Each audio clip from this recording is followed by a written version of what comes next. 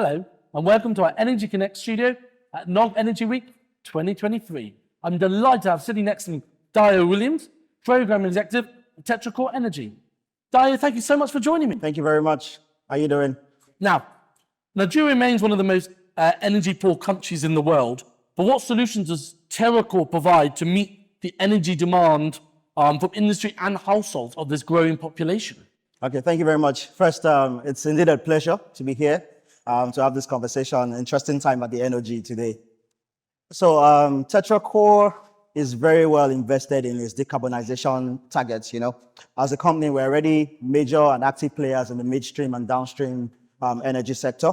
And we currently distribute natural gas across a range of industries, ranging from manufacturing companies to power holding companies. So for us, we've been able to scale up our distribution up to about 60 million scf of natural gas supply per day.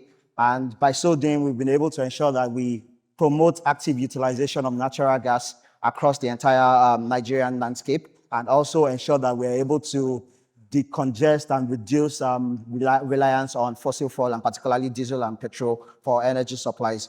For us, one of the key things that we look out for is to respond to three of the major challenges currently facing the sector, being reliability, availability, and sustainability of energy.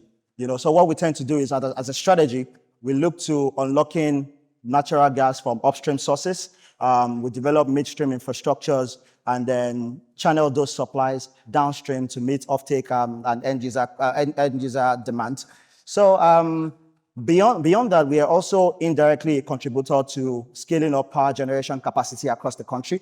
We, in collaboration with the Niger Delta Power Holding Company, one of the biggest major power generation companies in Nigeria, we are able to supply natural gas to their power plants, and by so doing, we've been able to indirectly contribute to over 300 megawatts of power supply across the country.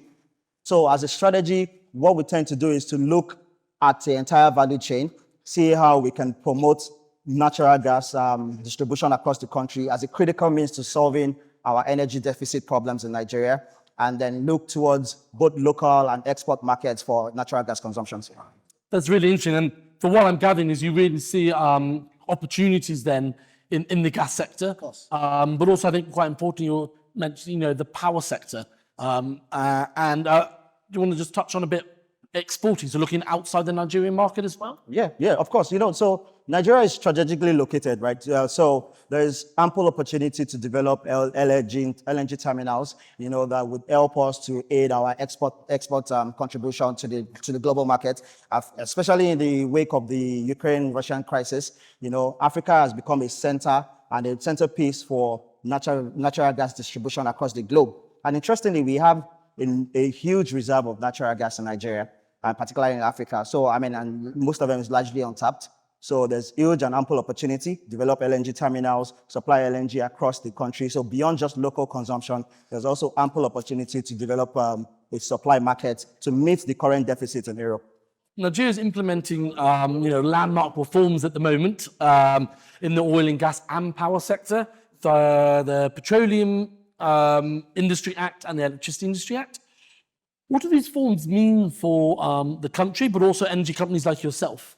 Okay, great. For one, the Petroleum Industry Act has been one of the major overhauls in the oil and gas sector that has happened in Nigeria currently. Before now, there was a centralization of regulatory powers with the Department of Petroleum Resources, but with the introduction of the Petroleum Industry Act, what we've done is we've decentralized the industry in such a way that we have separate regulatory bodies overseeing upstream, separate regulatory bodies overseeing midstream and downstream infrastructure and development and operations. So what it has done is it has created a quite great investor-centric opportunities. So we have the upstream commission well focused on creating policies and laws that generally just speaks to the peculiarities of the upstream industry. We have the authority, the midstream and downstream authority, creating regulations and policies that speaks directly to the peculiarities of the midstream and downstream sector. So by so doing, we know that we can have well-tailored and specific fit regulations that promote investments in the industry.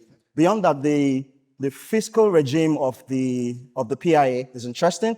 it has created a much needed investor confidence to be able to come into the Nigerian oil and gas industry and the space, invest and promote much more exploration and production. So the fiscal regime, the old structuring and for regulations and all that, we're very confident that the PIA sort of solves the problems that we always envisaged in the industry, right? And then there's the electricity, the New Electricity Act, that also, like the PIA, sorts of decentralizes power generation. So what we now have is the promotion of private investors to be able to come in, invest privately in both generation and distribution, compared to what we had before, where there were extreme franchising of distribution areas, such that the ability to will your power once you've generated was really not so clear. But now private investors can come in, invest in both generation and distribution infrastructures, and ensure that they are able to generally scale up power generation across the country. So it's been interesting feedbacks from both the oil and gas sector and the power sector. We're confident that it positions us as investors and as businessmen to be able to now get the much needed financing and all to invest in both sectors. Very interesting to hear your viewpoint on that, Dayo. And just before we go, we're here at NOG Energy Week. What's the importance of this show for Nigeria's oil and gas, but also energy industry, to have a show like this here? There's nothing as great as gathering industry experts and people who has contributed actively to the development of both the Nigerian, the African, and the global world industry space. All gathered together, sharing experiences, sharing insights onto what we think we can do, particularly as a continent, to develop our energy space. There's one reality, is that Nigeria is still heavily backward in terms of our generation and our energy capacity. Right, there's much that needs to be done. I always say that for Nigeria particularly, we are a natural gas hub. In fact, we have natural gas in excess of 200 TCF proven gas reserves. So in the wake of the recent trends and the energy shift to cleaner sources of energy as opposed to fossil fuels, the NOG presents an opportunity for Africa to present our case as it is. You know, understandably that as a continent, and particularly Nigeria, we need to look at developing our natural gas resources to meet the current shift in the energy trend. So it is an interesting place to not only present our case, but to also present a case for investment in the natural gas and energy space in Africa. Well, Dayo, that's really good to hear. And I appreciate you coming down to give me your insights and views. Yeah, thank you very much. Thank you very much. It's good to be here. For us as Tetracore, we are openly and generally looking to scale up investments in energy in Nigeria. Like I already said, we're already actively in the midstream and downstream space. We're currently looking to go upstream to also be able to unlock our own natural gas and develop much more LNG terminals and facilities to be able to ensure that we can generally meet our local demand and also export out of Nigeria. Well, that's great to hear. Thanks a lot. Very much. Thanks everyone for watching, and I look forward to bringing you more studio interviews in the coming days.